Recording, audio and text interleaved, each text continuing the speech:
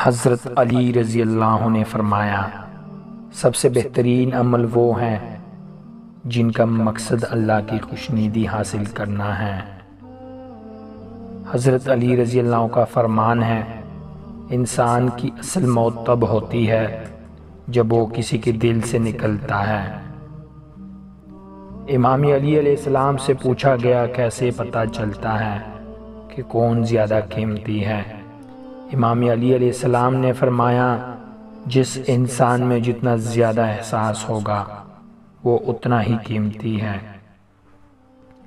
حضرت علی رضی اللہ عنہ فرماتے ہیں، دوستی اور محبت ان سے کرو جو نبھانا جانتے ہو، نفرت ان سے کرو جو بلانا جانتے ہو، اور غصہ ان سے کرو جو منانا جانتے ہو۔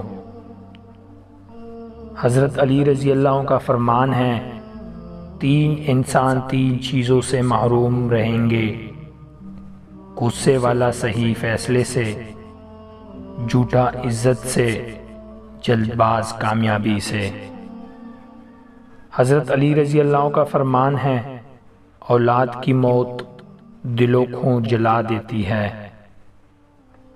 حضرت علی رضی اللہ عنہ نے فرمایا، بہت سی باتوں کا جواب صرف خاموشی سے دینا بہتر ہوتا ہے۔ حضرت علی رضی اللہ عنہ کا فرمان ہے، مومن کے لیے ہر وہ دن عید کا ہے جس دن وہ کوئی گناہ نہ کرے۔ حضرت علی رضی اللہ عنہ نے فرمایا، صلح و صفائی عیبوں کو ڈھانپنے کا ذریعہ ہے۔